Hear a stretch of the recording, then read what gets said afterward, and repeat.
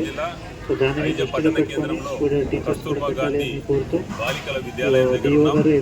ముఖ్యంగా ఇక్కడ చాలా దారుణమైన పరిస్థితి. పైన కట్టిస్తున్నారు కానీ ఆ బిల్డింగ్ ఎప్పుడు పడిపోతుంది, పెచ్చులు ఎప్పుడు పడిపోతుంది. ఎందుకంటే ఆల్రెడీ ఊడిపోతాయి. ముఖ్యంగా గతంలో పిల్లలు లేనప్పుడు ఊడిపడ్డాయి. నిజంగా కనుక పిల్లలు కనుక అక్కడ పడుకున్నప్పుడు ఊడిపడితే ఖచ్చితంగా చనిపోయే పరిస్థితి ఉంది. అందుకే పైన ఎవరు విద్యార్థులను పోవడం లేదు. నిజంగా కనుక అది కనుక పెచ్చులు ఊడిపడకుంటే దాదాపు ఒక 60 నుంచి 70 మంది అదనంగా ఈ యొక్క స్కూల్లో ఉండే పరిస్థితి ఉండే. ఇక్కడ ఉన్నటువంటి కాంట్రాక్టర్ ఒక నిర్లక్ష్యం వల్ల, నాణ్యత లోపం వల్ల ఆ పెచ్చులు ఊడిపడుతున్నాయి. వెంటనే దాన్ని పెచ్చులు ఊడిపోయి వెంటనే మరమ్మతు చేసి విద్యార్థులకు న్యాయం చేయాలని భారతీయ జనతా పార్టీ తరఫున డిమాండ్ చేస్తున్నాం.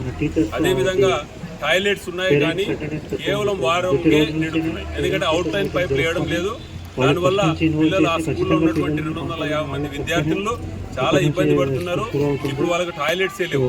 తాత్కాలికంగా పక్కన ఉన్నటువంటి జూనియర్ కళాశాల భవనంలో యూజ్ చేసుకుంటున్నారు. వెంటనే టాయిలెట్ సంబంధించినటువంటి అవుట్ లైన్ పైప్ వేయాలి. అదేవిధంగా ఇక్కడ చూస్తే చాలా దారుణంగా ఉంది. పిల్లలు బయటకు వచ్చి ఆడుకునే పరిస్థితి లేదు. మొత్తం చిన్నపాటి వర్షానికే నీళ్ళు ఆగుతున్నాయి. లోపల కూడా దారుణమైనటువంటి అక్కడ ఉన్నటువంటి ప్లాట్ఫారం ఉంది. మొత్తం బండలు హెచ్చులు తగ్గుతుండడం వల్ల పిల్లలకి చాలా ఇబ్బంది ఉంది. వెంటనే వీటిని సమస్య పరిష్కరించాలని డిమాండ్ చేస్తున్నాం. లేని పక్షంలో ఖచ్చితంగా మీరు ప్రయాసం ఖచ్చితంగా చెల్లించాల్సి వస్తుంది. ప్రభుత్వం వెంటనే దీనిపై విద్యార్థులకు అరకొర సీట్లు ఉండడం వల్ల చాలా ఇబ్బంది అవుతుంది. ఇది చాలా పెద్ద మండలం. ఈ యొక్క జోగులాంబ గద్వాల్ జిల్లాలో కాదు, ఉమ్మడి మామనార్ జిల్లాలో పెద్ద మండలం. ఖచ్చితంగా ఇప్పుడున్నటువంటి సీట్లు రెట్టింపు చేయాలి. అదేవిధంగా తల్లిదండ్రులు, తల్లి కానీ తండ్రి కానీ లేని విద్యార్థినులకు ఖచ్చితంగా మొదటి ప్రాధాన్యత ఇవ్వాలని భారతీయ జనతా పార్టీ తరఫున డిమాండ్ చేస్తుంది. ఈరోజు జోగులాంబ గద్వాల్ జిల్లా ఐజ పట్టణ కేంద్రంలో కస్తూర్బా గాంధీ బాలికల విద్యాలయం దగ్గర ఉన్నాం. ముఖ్యంగా ఇక్కడ చాలా దారుణమైన పరిస్థితి ఉంది.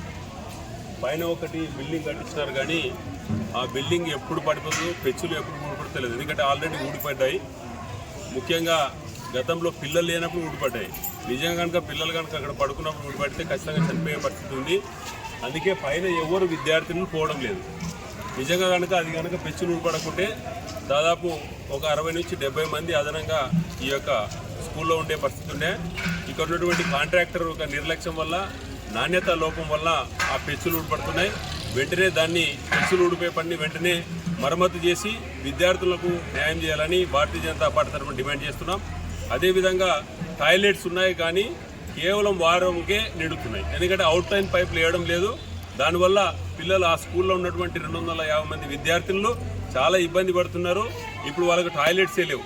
తాత్కాలికంగా పక్కన ఉన్నటువంటి జూనియర్ కళాశాల భవనంలో యూజ్ చేసుకుంటున్నారు. వెంటనే టాయిలెట్ సంబంధించినటువంటి అవుట్ లైన్ పైప్ వేయాలి. అదేవిధంగా ఇక్కడ చూస్తే చాలా దారుణంగా ఉంది. పిల్లలు బయటకు వచ్చి ఆడుకునే పరిస్థితి లేదు. మొత్తం చిన్నపాటి వర్షానికే నీళ్ళు ఆగుతున్నాయి. లోపల కూడా దారుణమైనటువంటి అక్కడ ఉన్నటువంటి ప్లాట్ఫారం ఉంది. మొత్తం బండలు హెచ్చులు తగ్గుతుండడం వల్ల పిల్లలకి చాలా ఇబ్బంది ఉంది. వెంటనే వీటిని సమస్య పరిష్కరించాలని డిమాండ్ చేస్తున్నాం.